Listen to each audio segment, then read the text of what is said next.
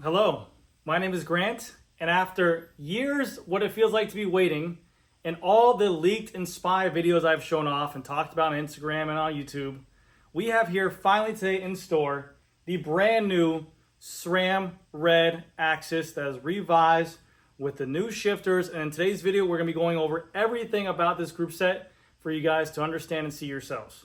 I'm going to take you guys on deep dives in terms of the shifters, the brake calipers, the front derailleur, the rear derailleur, the chain, the cassette, and break down each one to what they changed and what they didn't change on the group sets, and also give you guys my variations of what I liked and what I didn't like about this group set, because there are some massive changes to the group, and then there are some not so massive changes to the group. So hopefully you guys will enjoy this video. I also have for us in the other side of the stand the old SRAM Red Axis, so you guys can get visual examples for what they changed on the group sets as well. So hopefully you guys enjoy the video. If you guys want to skip ahead, there should be timestamps down below. And you guys might be wondering yourself, Grant, where's your black cooler? Where's your black box at? Apparently, maybe SRAM didn't like my videos I did of the photos, so I did not get one. But anyways, that's water on the bridge now, and let's go ahead and focus onto the new group set here, which is actually some really cool tech behind it. So hopefully you guys enjoy.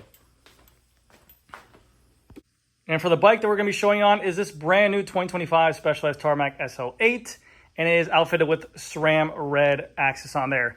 Now, before I jump into all the details on specific components, I want to go over a couple things of what they changed and what they didn't change from last group. So just in case you guys are wondering, starting with batteries. The batteries are exactly the same as what used to come on the old SRAM Axis. So if you guys have a bunch of batteries or a bunch of chargers, they take the exact same charger and they take the exact same battery, for which you guys all know and love, which is pretty cool. So that's always nice as well.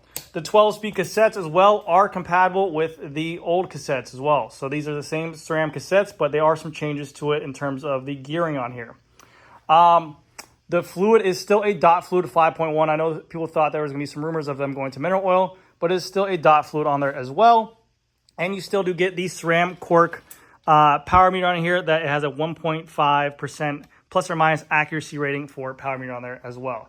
Still a 12-speed group set, as with the SRAM Red, and it is still a wireless group set as well. So those are the things they kept the same. Now let's jump into the nitty-gritty and the brass tacks of everything that they changed, starting with the shifters. This is the biggest change of it, and they did a ton of rework on here, from the feel, from the shape, from the actuation of the brake. They literally changed this completely, because they took what used to be the plunger actuation that was inside of the shifter hood, and they changed it to be now a lateral move. And now you can literally actuate this front brake with the ease of just one finger on here. I mean, it is a complete different feel. There also are a longer spot for your hands to be on here. It's about a ½ inch longer than the old SRAM Red Hood. Let me show you. This here is the old SRAM Red Hood. You can see it has this aggressive, almost like a right angle. So some people were complaining that it kind of ate into their hand a little bit. And there wasn't as much room for you to go ahead and fit your hand. And we noticed the shape from here to here. There's not as much room for you to go ahead and tuck your fingers on here. They worked their ass off in terms of ergonomics to go ahead and make this very, very comfortable. And this is one of the most comfortable shifting hoods that I've ever rode on. I can fit my whole hand on the rubber part of the shifter, and it even feels like they changed the material of this rubber to be a little bit more softer and more compliant. But let me show you guys what I'm talking about. So mainly, like I said before, I can literally fit all 3 fingers under here and not have any contact with this shifter blade. They have this little kind of cutout right here that fits ergonomically correct. And I have a full range for my hand to go up. I don't have a lot of pressure right here either, which is very, very nice. I could probably get away with riding 4 fingers as well. And I just have my pinky resting on the handlebar. So if you're confident where you're riding at, you're riding in the front of the group and you want a little bit more leverage or just a little bit more control of your bike, you have that ability to do so by fitting your whole hand on here. Now, again, I mentioned this is about, I want to say about a ½ inch longer than the old SRAM Red Axis. So keep that in mind for your reach on your bicycle. You might have to downsize the stem to go ahead and figure out the reach on here as well, because this is much longer. It's definitely more comfortable, but it is much longer. It's the same paddle shifting that we all know and love. This makes it harder. This makes it easier, but the buttons have changed on where you go to adjust it. The shifter blade has much more ridges on here as well to go ahead and make it a much more, I would say, aggressive feeling, so you know where the shifter paddle is, different from the carbon fiber brake lever. And then the canter. This thing kind of cants out a little bit, so that way when you're lining in your drops, you have much more ability to reach out and access the brake lever from your drops. This is without dialing in the reach at all. You can actually bring these in more if you wanted to. But usually if you go into any other brake on your drops, it seems like a much more like harder reach. This definitely feels much more comfortable here. And then just like I said, the ease of actuation. These feel completely different from the old SRAM Red, the Force, and the Rival. This whole plunger system inside here, how they actuate, this is very, very, very easy to actuate. I can literally, you can activate the brakes with one finger confidently in the hoods or in the drops. You don't feel like you have to go ahead and slam on it. I feel like I have enough force right there to go ahead and bring me to a slow stop as well, which is really, really nice. You have the front decal right here with the SRAM Red. And then another topic of discussion here, we have our little buttons on the shifter hoods. You can see here, you press it, you have this little green light up to show you that the actuation works.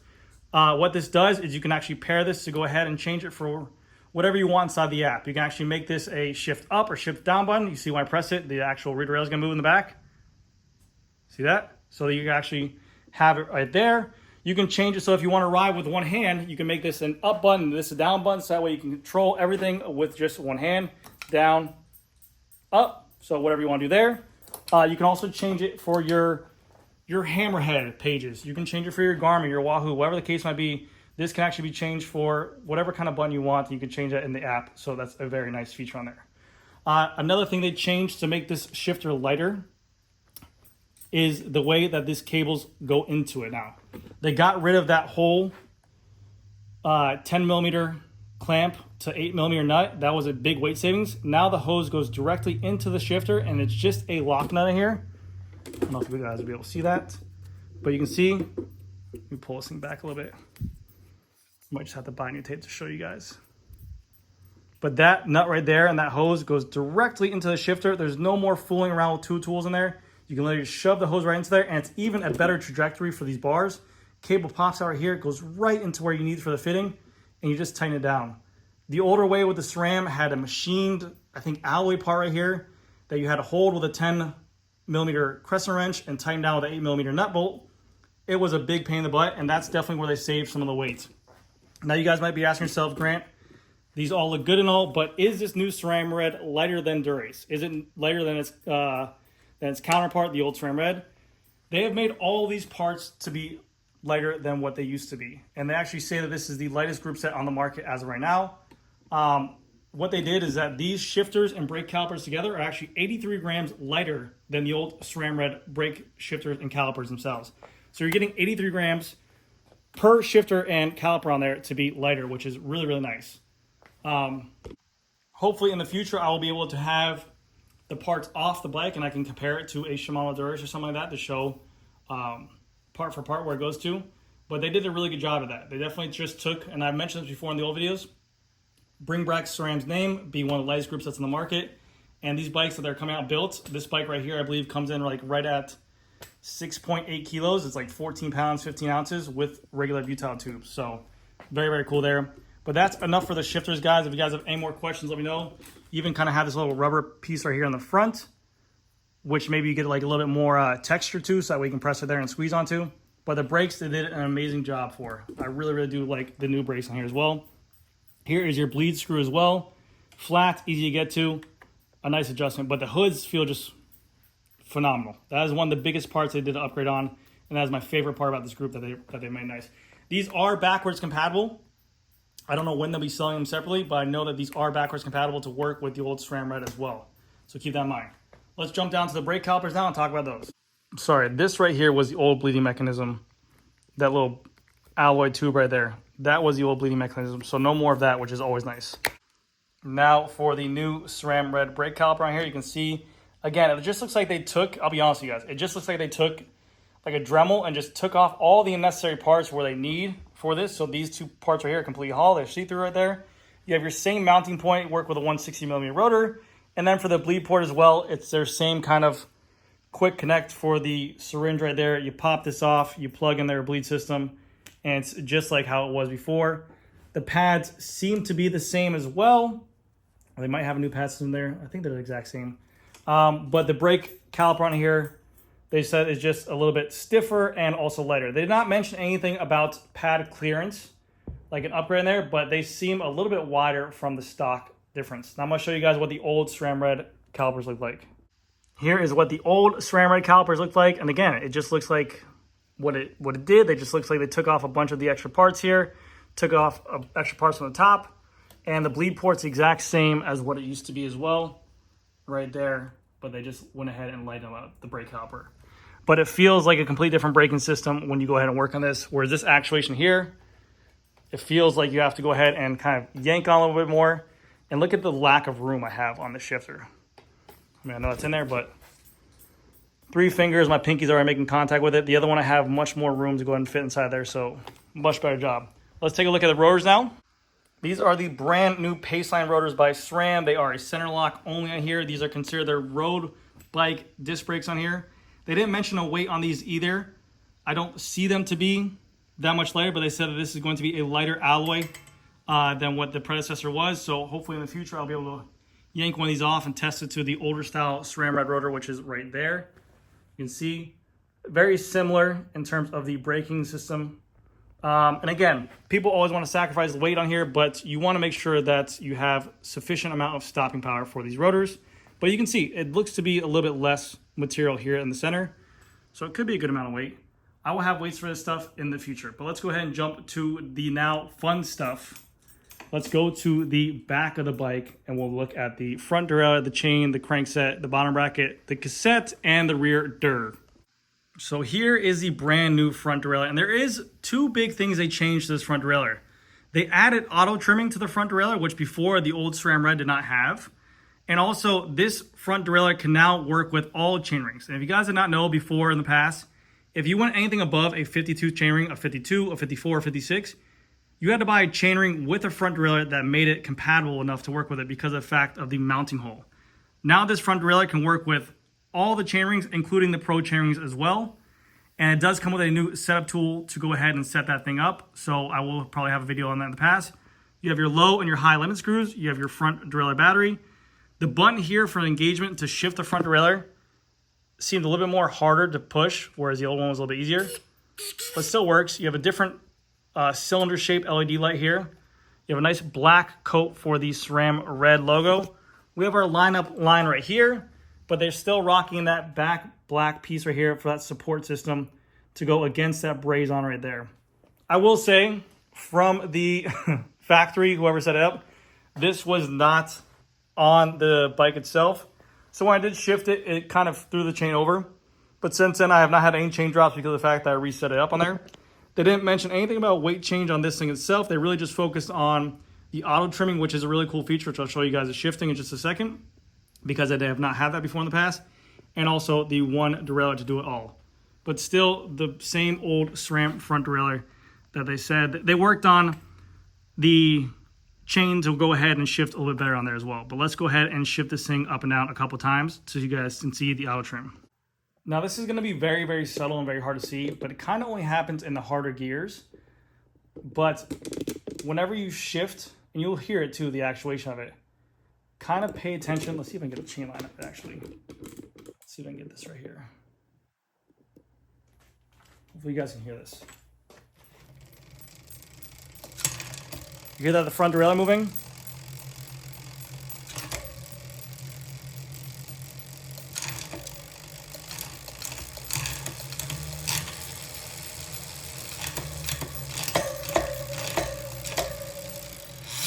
It really only shifts whenever you go into that cog, but the auto trimming is there to go ahead and help with the extreme of the cassettes in the back.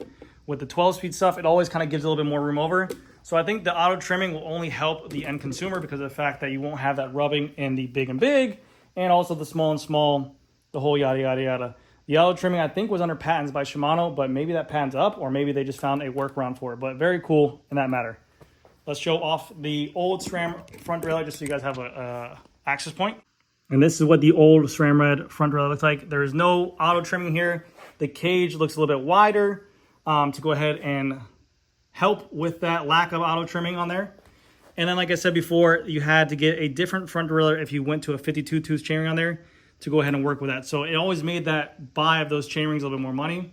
I think a 52 tooth chainring with a front derailleur was like $1,300 compared to just a chainring, which was like $800. So it should be nice for those people who want to ride like the pros out there. Now to the crank itself. And again, it looks very, very similar to the old one, just with a little bit more black texture to here as well. Same chainring configuration they had before. They have the 46, the 48, the 52, the 52, the 54, and the 56. And then all the smaller configurations to go with it as well. If you guys do not know, the SRAM Red chainrings are always going to be a one-piece chainring on there. That way they say they have one of the lightest power meter chainring systems out there on the market. And the good thing about that is that it is super lightweight for a power meter, but the bad thing about that is if your chainring ever wears out or you want to upgrade to a different chainring, you have to buy a whole new power meter system with that as well. So this attaches by 8 bolts directly to the crank arms on here. They did make this a little bit lighter. You can see it has a little bit more holes cut out here. They saved it by 29 grams compared to the last chainring, which I'll show you guys in just a second. So here you guys go. Here is the old style chainring on here. This is a 50 tooth by 37. But they saved 29 grams, they said, from the older chainring. And again, it just seems to be more cutouts here or there. And also the power meter system doesn't have the big cork style anymore. It just says the SRAM logo here. But if you go ahead and pull this away, you still have their cork button with their 2032 battery right there as well. Yeah, looks nice. Also for the crank arms, these are brand new crank arms for this year. They have them in configurations from a 160, 165, 170, 172.5, and 175, and I think 177s maybe. They also said that with these crank arms, they were able to save another 29 grams to make this crank system a super lightweight crank system. I will say that about SRAM's cranks and their cork power meters. They have one of the most reliable power meter systems out there on the market. Those power meters, in terms of accuracy, are 1.5 plus or minus, but in terms of longevity and reliability, these power meters are one of the best in terms of we see the least amount of customers coming to us in terms of issues or failures on them. So very, very nice. It is still a dub spindle on here. So it's a 29.99 millimeter spindle. And they're still rocking the same dub bottom bracket on here with their own preload adjustment to fill up any kind of space for that crank. So if you guys do not know, check your preload to make sure they're tight, because this is to go ahead and help fill in any kind of void systems in terms of spacing issues with compatibilities on bikes themselves. But other than that, the cranks and the chainrings are exactly the same in terms of efficiency, just a change of looks and change of weight. Now to the next thing, which will be the chain. All right, so now we're looking at the brand new SRAM Red chain, which they were able to lighten up again by following the same exact theme of what we've been talking about, is by putting holes into pretty much everything to lighten up the weight. The chain on here has a bunch of holes going through each link on here to go ahead and make it a little bit lighter. But they said they were able to make it with hard chrome plated, I believe, steel. If that's the case, to go ahead and make this thing much more stronger. And they also upgrade the rollers in here as well to increase longevity and reliability. So if you guys are wondering, this is 13 grams lighter than the old SRAM Red chain. But other than that, it's the exact same chain. And I believe they will have a rainbow chain coming out for this soon. But it's the same flat top stuff. I believe this chain will work with the old 12-speed Red as well. But yeah, it's the exact same stuff. Just seems to be a lightweight configuration of it with the holes cut through it on there, which is really, really nice. And they say that this is going to last longer than the old chain and also 13 grams lighter. Let's jump over to the old SRAM Red chain. Ba-da-ba-da-ba. Ba-da-ba-da-ba-ba. And this is just flat top configuration with no holes inside of there. But yes, very, very cool. Now to the rear derailleur and then to the cassette. Actually, let's do the cassette first because I want to talk about that. All right, so for their SRAM Red cassette, this is the exact same platform as what it used to be. It's a thread-on XDR driver body assembly. SRAM is already known to be one of the lighter cassettes out there on the market because it's made out of one piece. They call it their X-Dome cassette. This is literally a full block of material, and they just make the cassette out of there. They add these little kind of rubber bands inside each cog or in between each cog to go ahead and dampen vibrations to make it a little bit quieter of a ride. But they did change some of the configurations down. So as you guys know, the previous generation, they used to offer a 1026, 1028, and 1033 cassette. And then they had a 1036, but it was not offered in a SRAM Red cassette. They only offered in a SRAM Force cassette.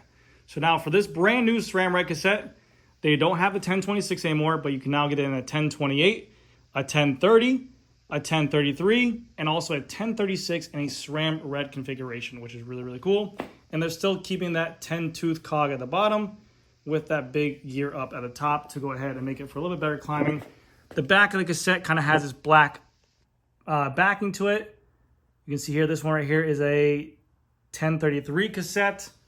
But yes, the cassettes themselves, I did not hear anything about weight. I'm pretty sure the exact same weight, but I can go ahead and weigh these things once I get one on there. I would weigh it against this SRAM Red cassette over here, but this is a 1026 variation. We sold a ton of these. We're probably the only place that was kind of bummed to hear they're not doing 1026 anymore. But it's a perfect cassette for down here. And I really don't have any 1033 cassettes here because we kind of moved a lot of our SRAM Red stuff in lieu of us hearing about the new stuff. So, but yeah, hopefully in the future I'll be able to give you guys a weight comparison for all this stuff, which is really, really cool. And then now to the star of the show, the SRAM Red rear derailleur. Let's talk about this because a lot of people always say, well, hey, GC, if these OSPWs or these bigger teeth on these pulleys are so good, why isn't SRAM or why isn't Shimano doing it? Well, guys, it looks here, guys, like we got a bigger pulley wheel here. So let's go ahead and talk about this thing. So this rear derailleur here looks a little bit different from the other one. We do have another hole going through the cage here on this body plate. We have our normal LED light back here with this button as well for the action button. We have the carbon fiber cage, but with bigger pulleys on here. Let me show you guys what the old SRAM Red derailleur looks like. Bada bing, bada boom. This has an OSPW on here, but this is what the old cage looked like. So it looks very similar. They changed the derailleur hanger piece, attachment piece a little bit with the red logo. They went out and cut out the hole right here to make it a little bit more lighter. But the cage looked very, very similar, and the battery is the exact same. They were able to go ahead and make this thing 16 grams lighter than the previous generation while adding a bigger pulley wheel on here as well. The old teeth on here used to be a 12 tooth. This is now a 15 tooth engagement for that pulley system on there as well. Maybe to add a little bit less friction on here and to have a little bit better of a smoother continuous chain function as well. The battery is compatible with the old battery as well. And then this derailleur can go all the way up to a 36 tooth configuration. It can be used in a 1x or 2x system because it has that nice orbital system on there to make it nice and smooth and it won't be bouncing around. SRAM is known for that. They have a really, really good system for chain management. But yeah, other than that, you have your limit screws, you have your bead tensioning screw here, and it functions just like it did before. I will give you guys a shift test on here as well.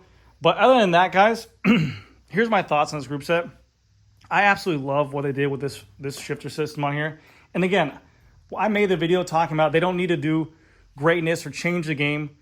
They took the crown, I think, from Shimano in terms of a lighter group set because that was a really big arms race in terms of people wanting to build a light bike and they wanted the lightest stuff out. SRAM always had the dominance in terms of ease and functionality. You can change around chain rings, you can change around 1x or 2x configurations. Everything about the bicycle is very, very easy. The wireless system, how to run it, everything like that was really, really cool. The shift was like I mentioned. This was a huge change by changing the plunger up and making these super, super easy to actuate. But the back system, I want to say this. I wish they did a little bit more to it. I wish they maybe made so you could adjust the speeds for the rear shift on there. I've always heard kind of murmurs, not really complaints, people wanting a little bit faster shift there. I wish they did more to the front derailleur to kind of change it. I don't know what kind of patents are hindering it. Or maybe they just thought their stuff was just that good. But I wanted something maybe to go away from this back plastic mounting piece and maybe a little bit less bulbous on the front derailleur. I know you have to worry about your battery, but it's the exact same groups that we know and love, just with new shifters on there. So would I like if they change more? Sure. I mean, the back end piece, they squeeze 16 grams here, 13 grams here, 20 grams here, 20 grams here, which is, I would say, good to do for a flagship group set. But I would like to see maybe bigger numbers. Now, that's easy for me to say. I don't know how it is to go ahead and not compromise functionality when making stuff super lightweight. But, you know, who knows what we're going to see in the future. But that's just my take on it. But other than that, the group set's phenomenal. The bikes that are coming out, I've already seen bikes build up with this. Pinarellos, SL8s, and the weights of them are crazy stupid light. So I think we're going to have some really good configurations. And once you guys actually feel these shifter hoods and squeeze the brakes in hands, you guys will definitely feel the difference of them. They're really, really nice. So now let me go ahead and give you guys my final shift test on this bike, and then we'll go ahead and close this night up. So now let me give you guys a sound test for you. This is the brand new SRAM Red Axis, and I want to give you guys how it sounds while shifting.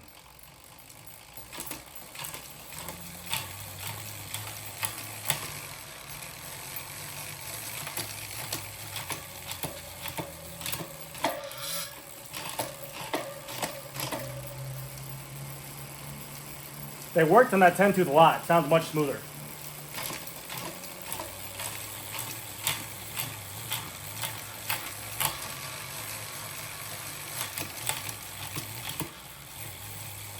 Time for front derailleur. You hear that auto trim?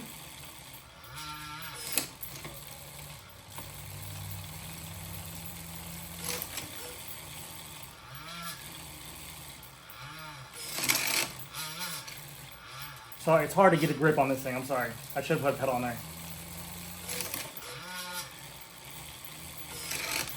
All right.